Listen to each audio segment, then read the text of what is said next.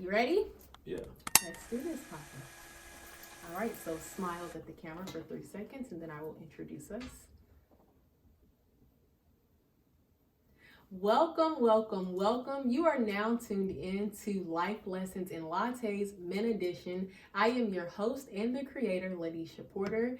This episode today is titled Use Your Youth Wisely. And boy, I am super excited because not only is this one of the more powerful chapters in the book where we explore, time and what it really means to be young and how to best utilize that time, but I get to have this powerful conversation with one of the most powerful, the most important men in my life. Many of you, if you've been following me, you know that I'm a daddy's girl, die-hard daddy's girl. And so I finally got him on. I had to pay him so much. Finally. I'm kidding. I didn't have to pay him, but I did have to ask quite a few times. I think I asked him 3 months ago and he said, maybe. So finally he agreed to it. Without further ado, I would love to introduce to you my father, my heart, personified in human form, none other than the Durrell Porter. Durrell Porter, welcome. Hi. Hi, Dad. Thank you for inviting me and giving me this gracious opportunity. I appreciate it. Well, I am because you are. And so I just want to talk with you and share this conversation with people. Let's get into it. I think that most of the conversations we have in private, they explore these topics and you give really great wisdom, really great advice, really warm and really encouraging tidbits. And, although I'm grateful to hoard some of all of that, I want to share some with the people today. So we're talking about how to use your youth wisely. All right, so a recap. If you're new to the series, thank you for tuning in. This entire show is predicated on my latest book, Maximizing Her, Navigating Life After Girlhood. The main premise of the book is me writing a love letter to my future daughter. It is a book that surrounds the topics of legacy, tradition, life, girlhood, womanhood, and manhood. But essentially, if the main thing that I want people to know about the book is it's a love letter to my future daughter. And one of the main things that I think is super important when you talk to young people is like really getting them to understand you're young right now, but it won't be that way forever. So let's talk about it. Using your youth wisely, imagining a future for yourself and really living toward that. Are you ready, Dad? Yes, but I want to say hello to your audience, and I want to take this opportunity to give all honor and glory to God. All right. Hi, everybody. Yes, give honor and glory to God. Won't he do it? All right, so what seeds should a young man be planting to ensure that the old man can eat? Well, first of all, I'm not an expert, but I have been a young man and I am being an older man. So to get that out of the way,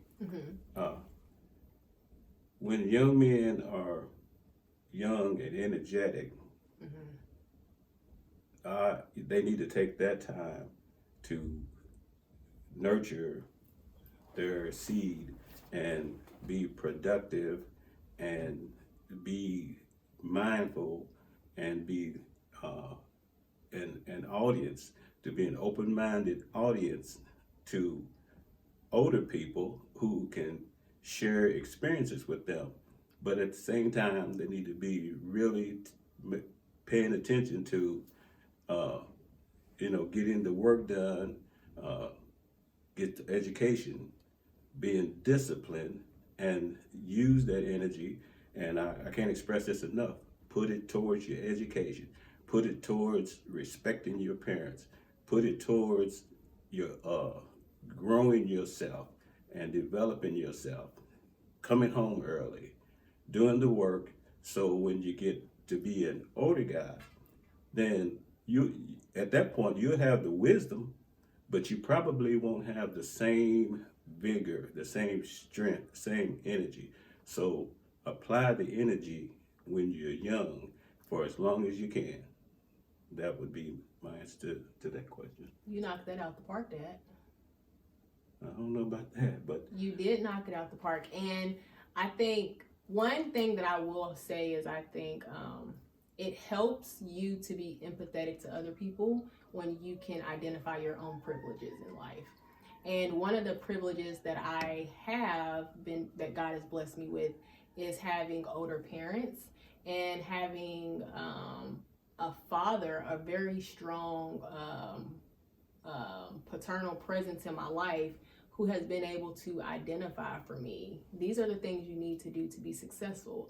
And I have 40 years of experience to push behind you to support this.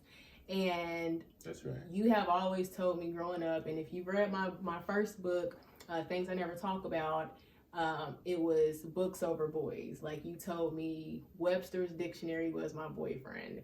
And you are really adamant and you are very suggestive of the fact that I need not put my energy and my focus on relationships prematurely, because that would take away from what could be me mastering something else. So thanks for that. You're welcome, but that was my job. You say that all the time, and I get that, but not often are people told that. And really given supportive conversation of why it's not a healthy choice. Maybe a fun choice and maybe a convenient choice, but it really may hinder your development. So you did good. Well, I want to add just a little bit to that. Go ahead. I've had, growing up, I've had relatives and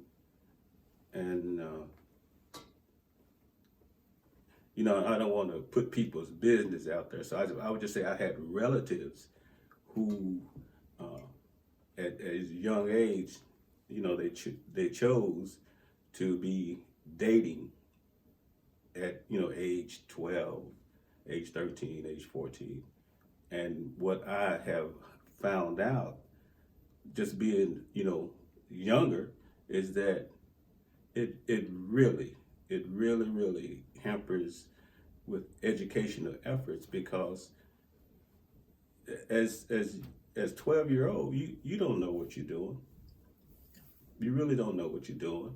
And so I just made it a point that since I saw that so much of that was going on all around me, I made a point to reserve dating until I was all the way in high school. And I think it served me quite well. You started this by paying honor to God. And when I think about that, I would probably say this message is biblical as well, because most of the men that God used in the Bible, the great leaders that we often refer to time and time again, you see that they all had a shift. They had divine duties assigned to them in their youth. And it's the next generation that redeems the blessings of the work that the generation before them did.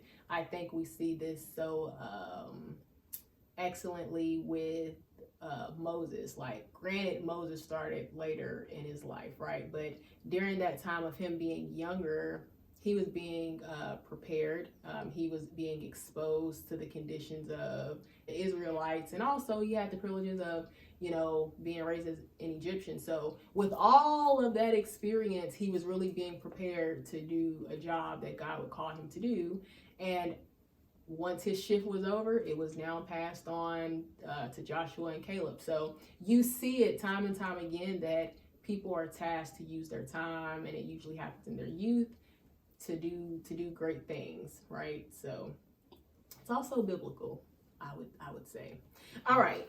You want to add something? Well, if I start adding something, then it would end up being something very extensive. So at this time, I don't want to add anything. See, I prepped them. Books over boys, young ladies. Books over boys. Next question. What are some of the superficial things that young men focus on that actually don't matter once you get older? Well, we're going right back to where we just left off, and that is, it is so essential for the young men to be in relationships, and not only in relationships, but they have to have the best looking young lady Yeah. in the neighborhood. And so that's such a that's just such a thing that takes away a lot of their energy, a lot of their focus, a lot of the time, a lot of the positive effort, because it is so important that I've got to have this young lady, and she's got to be pretty, and all those things are nice, but so do your your report card. Mm-hmm. It has to be pretty too, in order for you to uh, be competitive in this world. Your report card has to be pretty, and you should focus on that. Young ladies, focus on your grades and being where you're supposed to be when you're supposed to be there, and where your mom and your dad knows where you're at all times. And now I want to add this. This young lady right here, she was a master at it. I just never had to go looking for Lanisha, not one time. So I'm very proud of you for that. Well, thanks, Dad. Thanks, Dad. I think I did sneak out like once or twice. Once or twice. Yeah, I got caught once, but that wasn't with you. That was with another friend. All right. I can admit it now. Oh, jeez. All right. Back to the matter at hand. All right. I think that's a good answer. I would also probably add to that and say,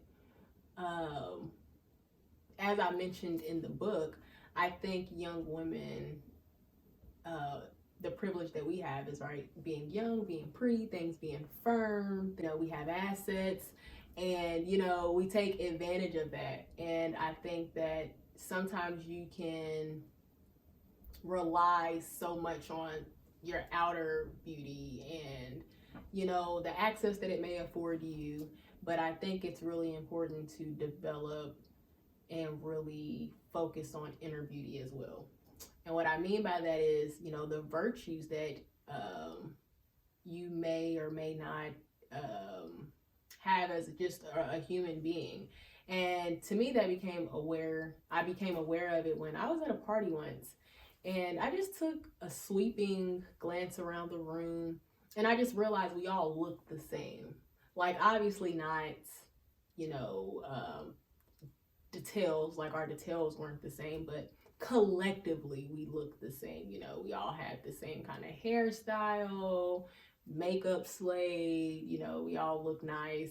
And it kind of dawned on me, like, how can men choose between us? Like, what are the identification markers that help men choose? And because if I was a guy and I walked into the room that I was in, it's like, there's so many beautiful women in here, like so many beautiful women. But also, I also kind of felt like I was just another one I just felt like a commodity because there's so many of us. How do you choose? And so it dawned on me that I think what starts to set people apart as they get older is, the spirit and the virtues that they have and personalities and just the nature of their spirit. Those identification markers are important. And so that's when it dawned on me, like, oh my goodness, I'm not going to look like this forever. And that's not necessarily a bad thing, but this is a chance for me to refocus elsewhere, like really refocus on how do I treat people? What does my spirit look like? What am I angling towards? What woman am I quickly becoming as I quickly become her? So, yeah. That's your report card, what does it look like? Because that's going to be one of the underlying factors. Your grades, and the school you eventually are able to get into, mm-hmm. and how long you can stay in there and get yourself a nice sheepskin. So all those are factors. But as young people, they're too busy looking at what you said. Yeah. The beauty that they see versus the beauty that they don't see, and the beauty that they don't see is discipline. Yeah. Yeah, I think that about sums it up. Discipline is destiny, essentially. It is. And you said grades, but I would even say that that's transferable to how do you maintain your money, because it means nothing to make a lot of money if you don't understand how to manage it. Same thing with the skill set. Even if school is not your thing, maybe you don't want to take the traditional route. Well, what skill set are you mastering? Do you have a skill set? Do you even really know where your strengths are?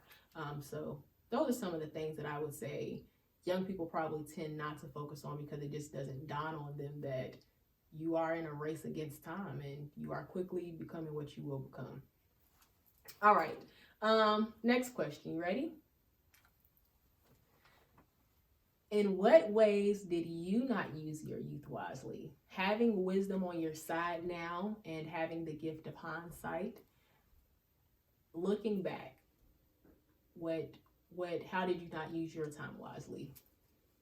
Well, since I didn't start dating till like high school, it wasn't young ladies, it wasn't that, but it's just that when I was younger, I focused more so on my grades, and I had really good grades in elementary, middle, high school, fair grades in college. Mm-hmm. But one thing you have to use your discipline and establish some kind of foundation. And I can't really say I did that outside of class. I was always focused on sports, and I may have played too much sports, really.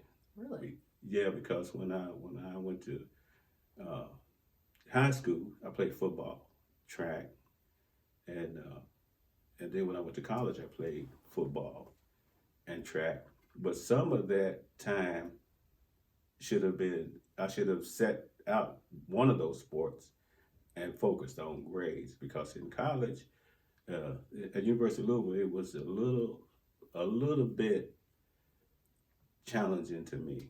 It was a little bit challenging to me. So I would say, you know, just have a higher level of discipline when you're young. And this is very important, because this is what I didn't have. I didn't have what you have, a mentor. Mm-hmm. I didn't have that. I didn't have somebody say, hold on there, you're gonna have to sit out a semester with your sports and concentrate on these grades, get these grades up. Grades weren't bad, but they were just low C's. And so I would be more in tune to focus on that. And I would advise anybody who is young and trying to get somewhere, get yourself paired up with a strong mentor. That could be a pastor, that could be a coach, that could be another church affiliated person, or somebody in your school. But try to pair yourself up with a good, strong mentor, because it was just mistakes that I was making that I didn't know any better. And then when you learn better, it's time to go to the next phase. So I was just kind of like a step behind. So I would say, exercise discipline and pair yourself up with a strong mentor. Okay, I can see that. I think if I had to say the same, I would probably say, I probably wish that I learned money earlier. Like, I think you understand, get a job so I can have my own money, but like really what to do with it. And the advantage of like learning these things while you're young is that you have the advantage of time on your side to help you appreciate and grow even stronger in these tidbits of knowledge. So I would say that's one thing, looking back, that I wish I probably became aware of sooner. And that happens by your network, your mentors that you are connected with, and the networks that you are affiliated with. networks is your net worth, and truly, just as discipline is destiny, so is your companionships. Like, that's destiny as well. So mentorship, that's something you wish you would have did when you were younger. Yeah, and another thing, as I grow older, I'm finding it more and more satisfying and gratifying that the more you include God Mm-hmm. in your life, Yeah. the more you open the doors and say, God, come in, help me, steer me, guide me. Decisions are a lot easier. Mentors are easier to find. And then you do better. You just do better. And I didn't really know that as a young person. I know it now. Listen, you're preaching, Deacon. Let me tell you why. It's so funny that you say that, because I think I was in the shower. What's today? Today's Wednesday. So Monday. 11th, Veterans Day. Thanks, Dad. Now he has detailed when this has recorded.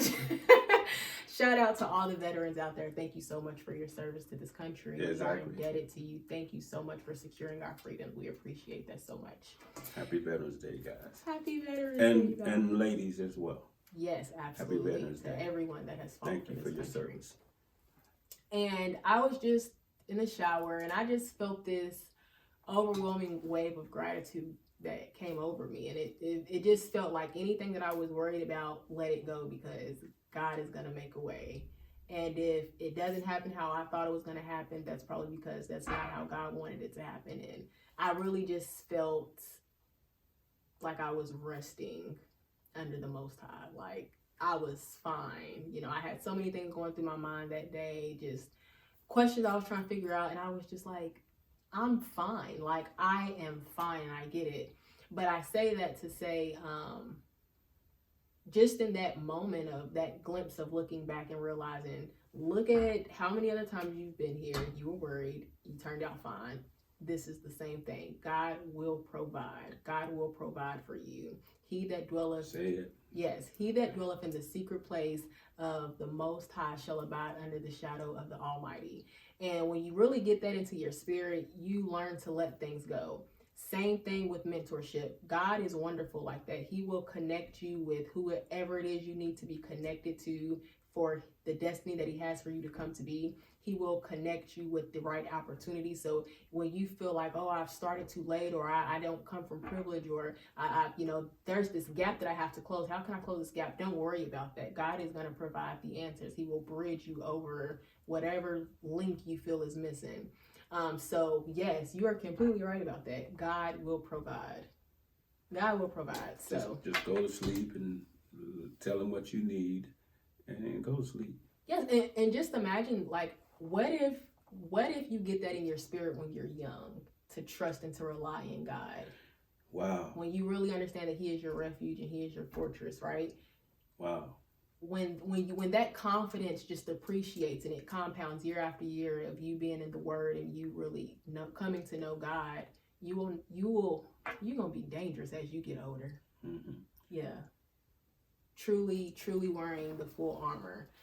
All right, that was good. I didn't mean to go there, but I went there. The Spirit moved me, so I let it use me. All right, Dad. My next question for you is, what do you think are some of the regrets of older men?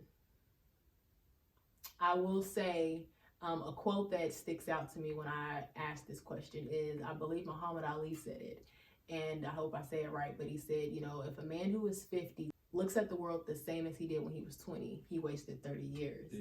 Yeah. So I saw that quote. I love that quote. I love the Muhammad Ali Museum. That's one of the perks of being a Louisvillian is, you go there for many field trips, many events, and the museum is just something to take in. It really is. One of my favorite places in Louisville. But all that said, what are some of the regrets of older men? Well, the good thing about being older is that you get to look back and see what you needed to see when you were younger. Right. And so now you see that, okay, I should have invested here, or I should have took that job there, or I never should have took the job that I took, and maybe I could be better off. Okay, that's fine. Right. But so you did it. So the regrets are that, again, you know, you look back and now you see things that, okay, I've got a really nice car. I'm not talking about me.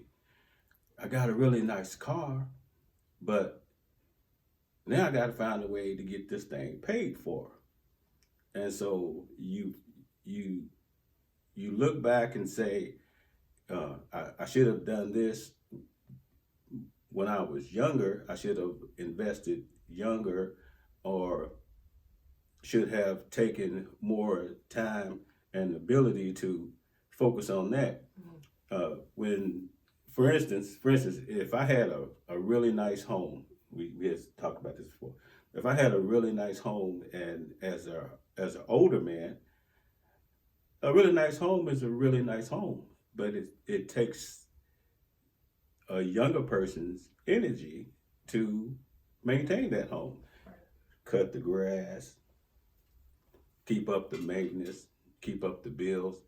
And so, you know, you be thinking as an older man that you should have, you know, acquired those things younger, but you didn't. So it's just that's the regret. That's the regret. That's the looking back and seeing, you know, yes, you have the wisdom as an older guy, but as a younger guy, you have the energy and the capability. And so you need to, as a younger person, try to acquire that when you're young. Yes. Now, see, when you said that, I love how you said that. You said that so eloquently. He's also one of my favorite writers, you guys. I love how he speaks. But in college, I studied philosophy, and there's a famous philosopher whose name escapes me at the moment, and he says, life can only be lived forward, but it's only understood backwards. And I feel like that kind of summarizes what you just said. Like, you know, when you're older, yeah, you have the wisdom, but when you're younger, man, you really have the energy. And even one of my best friends I had, he was on the show, Daniel. He said, you know, even with his mentees and his mentors have told him, you know, so much I just want to pour into you because you have the energy to do it. Like, just listen. And even when we talk about mentorship, I think that's so important is being teachable and humble in spirit. Being humble enough in spirit to be teachable, because people that, you know, are really invested in you, they'll give you some real pointers because, you know, they trust that you have the energy to really focus that and make something of it. They want to see their own work come into fruition. So if I put the work into you, I want to see you successful. That's good. But I can't necessarily do the work because I'm not like you. You can probably stay up 17, 18 hours writing a paper. Yeah. I can forget about that. So I would like to put the work into somebody and see the success. But go ahead. No, that was a perfect add-on. That's right. Now, let me ask you this as a parent. Do parents do that to their kids? Kind of live out their unlived dreams through their kid? I think we would like to. I played football in high school and college, and none of my sons played football, and I did not force them to play football. I wanted them to choose a sport that they liked. Your brother Kevin, who was just right above you, he came into high school and chose wrestling. Yeah. And he dominated. And then he turned around and dominated the sport. He dominated. We really mean dominated. I mean, if you were to walk into his room, he inspired me. It was one of my favorite places to go to get inspiration. He just had a wall full of accolades. Champion here, first place here, just He He's placed in every excellent. tournament. Excellent. And so I'm thinking, I didn't choose wrestling, son. What are you doing wrestling? But Yeah. he chose wrestling, and he made me a wrestling fan. I still go to all the wrestling tournaments. Yeah. And of course he does it on a semi-pro level. Yeah. But I'm still glued to wrestling based on what he did. So Yeah. my point is that no, I don't try to live my life through my children, but I support what you guys do. Yeah, and I think it's so funny that you say that those are some of like our fondest family memories. We probably spent a good portion of our lives just in sweaty gyms on Saturdays, from It was fun. early morning to late at night. I mean, the tournament started at like 7 a.m. on a Saturday. We would probably get there at like 9 a.m. and we wouldn't leave until they announced the winner. So about 9 p.m. at night. 12 hours. So yeah, those every Saturday. And even now, we'll speak to this. You have the privilege, I would call it, of seeing multiple generations come to pass. Congratulations. You will welcome a great grandchild just in the next coming weeks. That's right. And how does that, go ahead. No. Oh, how does that feel? You have a son that went into wrestling and he was absolutely noteworthy, dominated, just exceeded and excelled. And then that actually started, I would say, a tradition. I'm going to go out on the limb and say a tradition, because then you had grandsons that went to wrestle and were really good. So how does that make you feel, being able to see your seeds, perform like that? Well, it's very welcoming, and I'm extremely proud of it, because Kevin's Montreal is Kevin's nephew. Mm-hmm. And then he came out and won a few tournaments, when he came through. Yeah. So now he has graduated, and now his younger brother, Montreal, I think he's going to win some tournaments. Yeah. Malik. He means Malik. Malik. Yeah. Okay. So it's easy to sit on the bench and watch. So I'm all for that. Yeah. I don't have to do anything. I do have to get up at 6 and drive them there. But that's it. Yeah. I get to sit on the bench and just watch them wrestle. Well, I would say, to me, I really look at that as being blessed. Like, God has smiled upon you to be able to see 3 generations. So far, that's right. Well, that's probably going to be it. But I'm extremely blessed to have had that experience.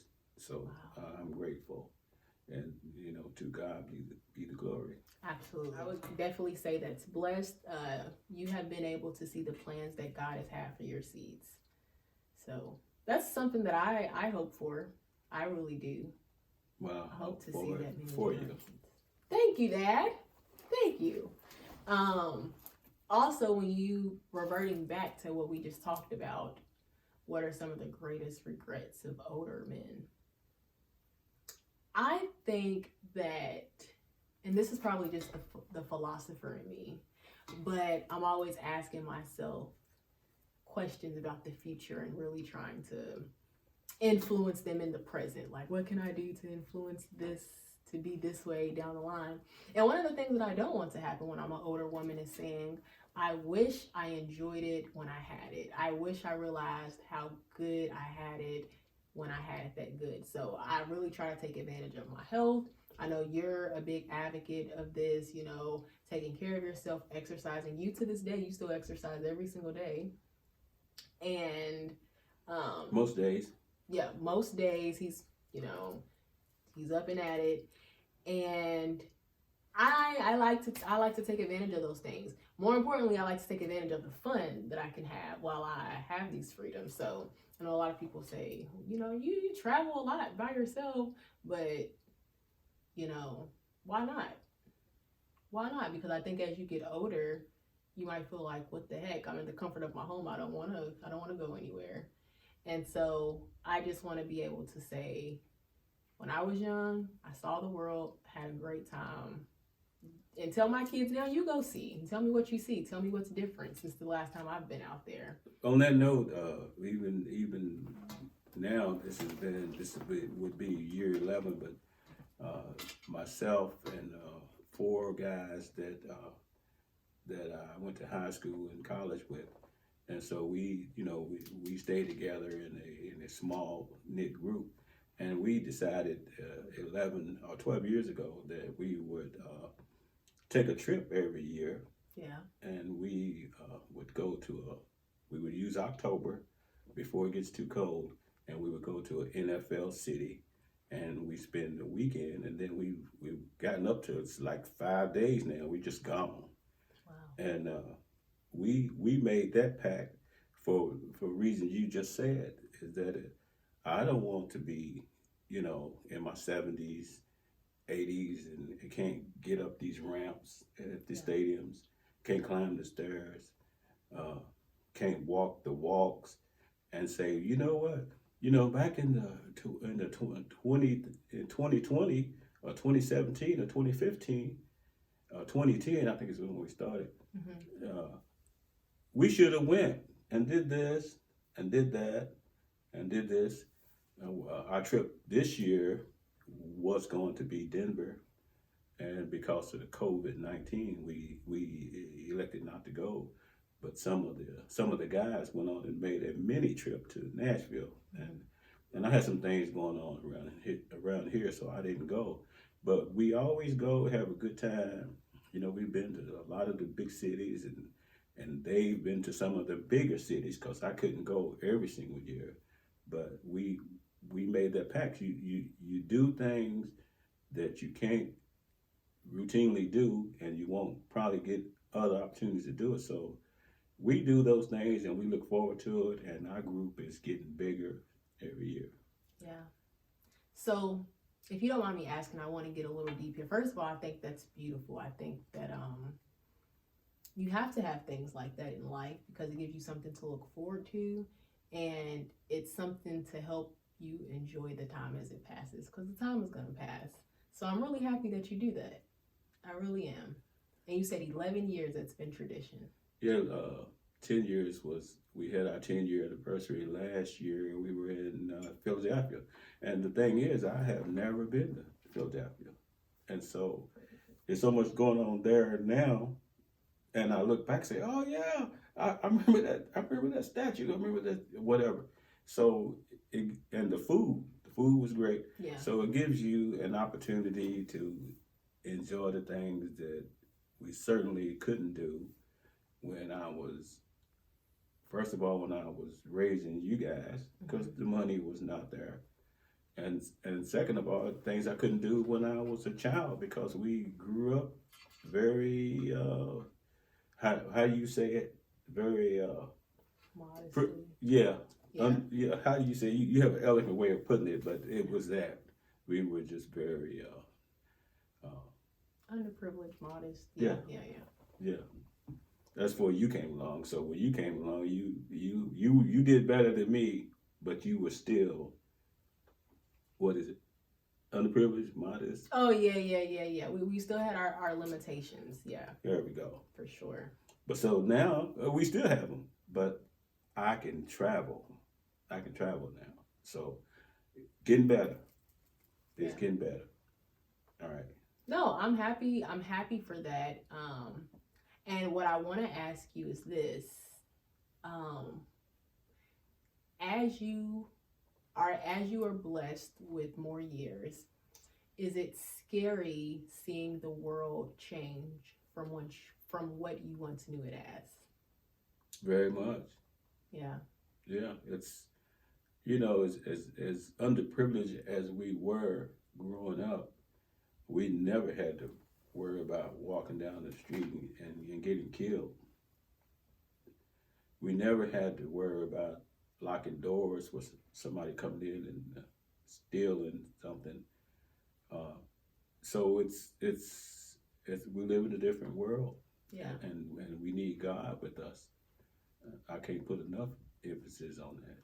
We need God with us, because it's, just coming home in these days and times, bad things can happen to you before you even know it.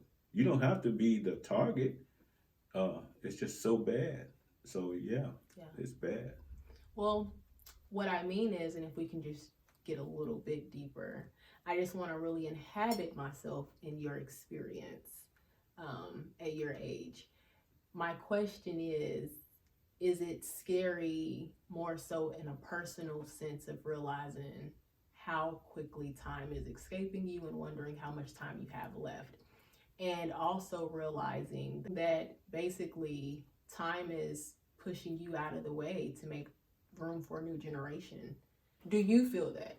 Or is it not, do you not feel like that? No, because I know I'm going to be here until God calls me. And so I'm going to enjoy life and you know, and try to make life better for those around me who I'm affiliated with.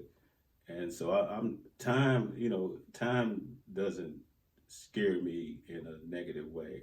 Wow, okay. Not in the least bit. And the thing what I do, and you know this, I actually spend my time trying to help people. Very much so, to a fault, I would say. Yeah, and so, you know, I'm like this. God, if you give me one more day, I'm gonna have one more day of good, and so I go like that. Yeah. And you know, time has been good to me, and life has been good to me. So I have the ability to help people, and I do, and I'm glad to do. Wow, so you really look at your life like service. You're not really Yeah. counting the days, you're just making the days count. Yeah. I like that. See, we're different in that way. See, I'm learning something about you, although I'm your daughter and you're probably one of my best friends. We talk often, but I don't think I realized that. I think I probably count the days, and I try to make them count, you know, on milestone occasions. But you're really just at the point where it's like, well, I count the days. I'm just making all the days count while I have them. Yeah. And, you know, the fear of leaving here, you know, it just doesn't even faze me. I don't even think about it. Really? I wonder why I think about it so much. Is that a generational thing? Like, was there ever, maybe, I don't know. Maybe, I don't know if it's because my generation has lived through so much. Like, well, because it happens. Yeah. You see it happen. Yeah. You know, you see people leaving here every single day. And some of these people is 20 and younger than you. And so, yeah, you have a right to be concerned about it. Mm-hmm. And me, you know, by the same token, if I'm riding down the street and I see a gunfight, you know, police shooting and people shooting at them, I'm mindful enough to say I don't want to be in this. I turn around. I'm not so fearless that I'm saying, well, God's got me, and I just drive right through that. I'm not going to do that. Yeah. But I'm going to turn around and go another way. But even in doing that, I'm not scared. Yeah. Mm-hmm. Well, maybe I can learn something from you, because, yeah, I think, yeah, and maybe it has something to do with, because I think, as it was once explained to me, generations, they have like social markers. There are things that really define us to be different. The term generation isn't just something that's categorized by random. You're in a generation because you have certain similarities. And I think for the millennial generation, we have lived through a lot. Like, there was the scare of World War III just this year. There was the global pandemic. We've lived through 9/11. We've lived through what happened in 2000, the recession. Yeah. And see the difference between you and I. After 9/11, I didn't want no parts of New York, and then you go right, you go right out there and go to school. Yeah, and I mean, and you know, when I first went to tour New York, my teacher that took me, shout out to Miss McElroy, she said, oh no, I can't do this. She said, New York is too high paced for me. I'm older now, I don't have the energy. And I was like, what do you mean you don't have the energy? And I remember we had to like stop in the middle of our tour because she had to change her shoes. And I was like, I don't get it. I think I probably had on like some heeled sandals. I was just ready to take it, that basil lapels, and just explore the best of it. But now I get it. Like, I get why people slow down. I get why paces are different for different people. But I think that kind of just speaks to me seeing life through the privilege of being young at the time. Like, no, I want to walk all over New York for hours and hours and hours. Called me up one day and said, Daddy, me and my friend walking in Central Park. I said, oh my God. I've read so much about Central Park and it hadn't all been good, but I didn't even share that with you. Yeah, just protect her, Lord. Yeah, I've went some places. I've lived some great stories. Thank God for that. All right, my last question for you, Dad. What are some of the confirmations that allow you to know that you are headed in the right direction as a young person? Well, it goes back to, again, when you surrounded yourself with positive people, and even though they didn't come and find me when I was young, Mm-hmm. I was able to find them by the time I got to college and beyond.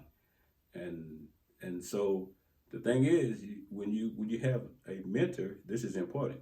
When you have a mentor, even when you're doing wrong and don't know you're doing wrong, that's why you have mentors. Mm-hmm. So they can say, hey, this way, buddy. You know? Right. And they can help you, especially the best thing you could ever do, especially a young person, is find an older person and ask them to be your guide. Ask them for their advice. Ask them for their opinion. Ask them to show you.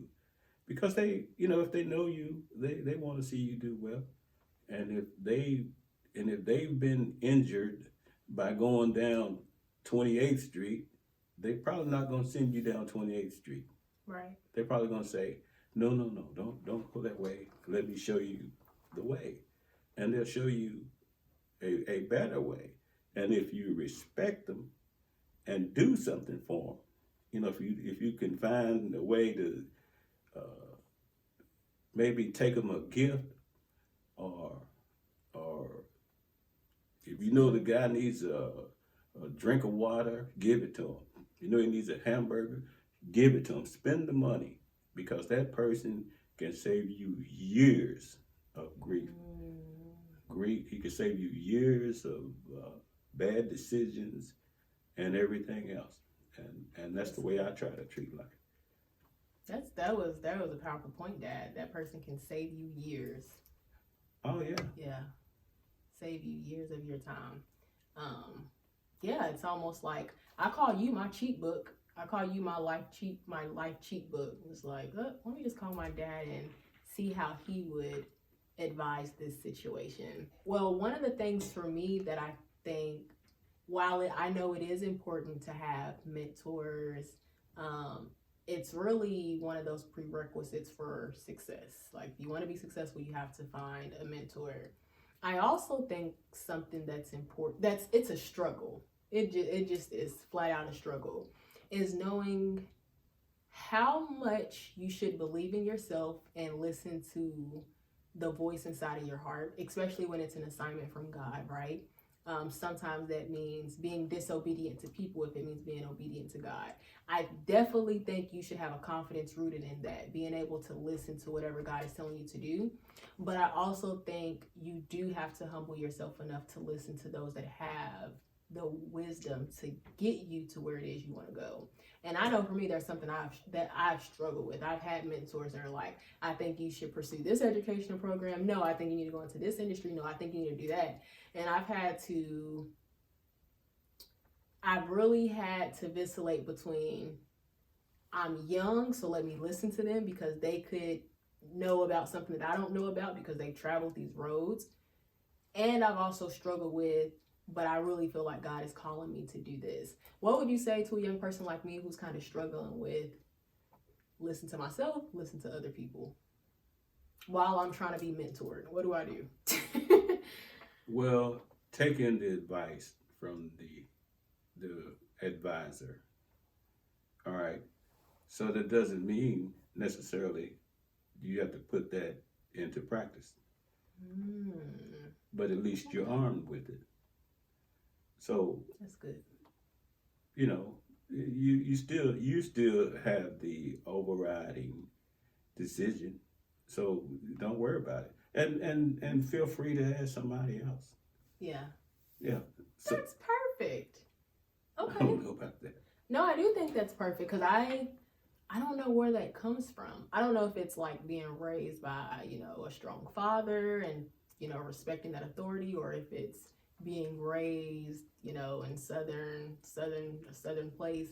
But there's a part of me that always feels the need to validate what people say to me and to some degree respect it. And sometimes I have realized that has taken away from me being able to make my own decision definitively, because I want to honor people without making them feel like, oh, I disregarded what you said. I know you told me to do this, but I did this instead. And so I kind of feel like I owe people that obedience. And I'm finally just now getting to the point where it's like, trust yourself a little more. Be teachable in spirit, but trust yourself. And for me, I think what can be confirmation on if you're headed in the right direction as a young person is you'll feel it. Like, it will align. Even when it's uncomfortable, there will be a level of aha to it, So, yeah, you'll meet a person that just on a soul level, like, y'all agree, and you'll feel like, okay, this is the career choice that I was supposed to make. Or you'll find that mentor at this job and you're like, okay, you are the person I was supposed to meet. Or it'll be an interest that you had that you didn't think could come true, and the opportunity will just marry perfectly.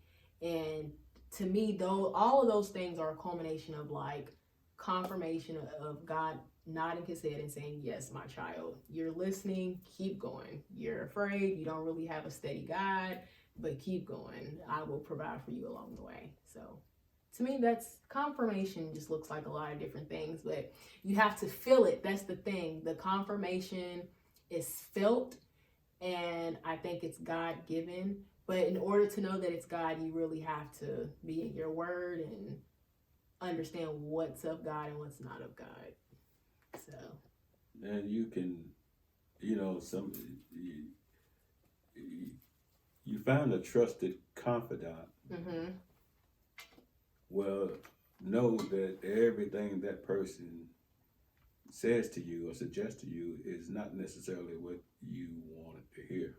Mm-hmm. Yeah, I've been there. And it might be what you need to hear, or it's objective for you to hear, but don't get mad at the person if he says or she says, no, I just can't see the good in it in any way you look at it. And you say, well, you're not my friend anymore. Yeah. I think I do that to you. I think you're my voice of reason. I call you. I think a lot of people think I'm like this angel, but the truth is Daryl Porter is the one behind it. I think, I think we just recently had a disagreement. Yeah, I was thinking about Sunday. No, not the one Sunday, but that's a good one. I was thinking about the one in the summer. And we disagreed on how a dispute should have been handled. You went the more reserved, sanctified route, and I wanted to be a little less reserved. Okay. And phone friends. And you said that's not how you need to do that, daughter. So yeah, and I think I actually got mad at you. And I was like, Dad, I don't like being advised this way. And you was like, you don't like it, but you should hear it, and you can make whatever choice you're gonna make, but here is my truth. And I think that this will align with popular opinion that this will be the wrong way to handle it. And then I say, sleep on it. Yeah. Yeah, he does. So thank you for being my confidant. Well, thank you for being my daughter. And may I just add this right here? There's hardly a day goes by when somebody don't come to me and say, "How's that daughter of yours? What's she doing? What's she accomplishing? What has she mastered this time? What office is she running for?" And I just say, she's doing great. She continues to do great, and thank you for asking. But my personal note to that is thank you. And I want to say you have exceeded my expectations. But if I say that, then I say it's time to quit. I'm not saying it's time to quit. Yeah. You got to keep going. Yeah. But you have hit every mark that I have set for you, and so I just keep giving you more to hit. Continue to do that. Thank you, Dad. That really means a lot to me. And I know that most of the time when I tell you these things, devote these things to you, you know, you're very humble in spirit. That's one thing that I love about you. But truly, without you, there is no me. So thank you for the support. Thank you for the standard. Thank you for the opportunities. Thank you for the structure. Thank you for creating a place for me to be nurtured in. Thank you for examples. Thank you for disciplining me. Just thank you for being the guide. And thank you for allowing me to take all that was of you, all that is of you, and run with it, and giving me the resources to run with it. I thank you. Like, you and my mother, I thank you. Like, thank you, thank you, thank you, thank you, thank you. You're welcome. Yes. Last thing I will say is, a lot of people ask me, they're like, you know, what's your type? What's your type? Yeah, we slide in my DMs. Yeah, I'll be like, what's your type? He is my type. Okay, so how the saying goes is, girls, you know, they marry their dads. And what I mean by that is, one of the things that I will say that is definitely my type is a man of status. And what I mean by that, a lot of people will take that and probably misconstrue it and say, oh, she means a man that makes this much, or a man that is in this industry field. To me, that is, status cannot just be defined by a job. Status to me is the response to how people treat you. And one thing that has always been made clear to me is the response you should get when you are with an honorable man. And when I'm with my father, I always know that I'm going to be honored just by being in affiliation with him. And when they find out that I'm his seed, it's like, oh my goodness, like, you're whose daughter? And then when I visit you at work, he won't even know I'm coming. Like, I'll just surprise him. And when I phone in and I'm like, oh, I'm here for Daryl Porter, I mean, people literally stop what they're doing. People that was not paying attention to me when I walked in, they're like, you're whose daughter? I just love your dad. Let me tell you about your dad. Let me tell you what he did for me. And to me, that's what I mean when I say I want a man of status. And, you know, it's not that, you know, I don't think you would classify your job as one that is high ranking on the social hierarchy. No. But the way that you exceed, the way that you perform, and the way that you really do your job with care, that makes people who are, you know, on the social hierarchy look down and say, oh no, that guy, he's special. And I mean, that has literally happened. I remember being at your job and you were working, and your boss actually came over and was like, let me do your job for you, and you sit down and talk to your daughter. Yes, she did. She did. And it was in that moment, I mean, it probably passed you by as just like a simple happening, but to me, Dad, that meant the world. Like, to me, that was the defining marker of, this is what a man is supposed to be. The fact that your boss came and excused you from your job so that, you know, you could spend that time with me as I visited you. That's my type, a man of status. So everywhere I go, not just at your job, but at your church, in the community, like, you wield that type of power, and you do it all through service of kindness to other people. So what a man you are. I just had to publicly celebrate you. He is not a man of fanfare. When I turn off the camera, he'll probably say that was too much, but I'll take it, because I just want to let you know that I love you and I appreciate you, and you truly are my standard, Dad. You are my standard. Love you too. All right. So, you guys, Thank you. you're very welcome. You have just heard from me and my dad, Papa Porter. You guys, chapter 6, use your youth wisely. We hope that you have taken something from this. We hope that it has blessed you. I want to thank my dad for coming on. He's not much for fanfare. He's not one to be in front of the camera much, but I got him out. You guys, I'm super excited. Listen, the finale wraps up next week. We will be discussing chapter 7 of my book. It's called Aunt Ruby's Funeral. And I will have a very, very, very special guest. Not as special as this one, but very, very special in their own right in my life. I don't even want you to miss it. But what I will tell you is next Thursday, 8 p.m., go ahead and set it in your calendars right now. You will want to be in for this conversation. We are talking life, tradition, legacy. All right. And I am wrapping it up with a heavy hitter. Thank you so much for tuning in. God bless you. We'll see you next week. All right, Dad.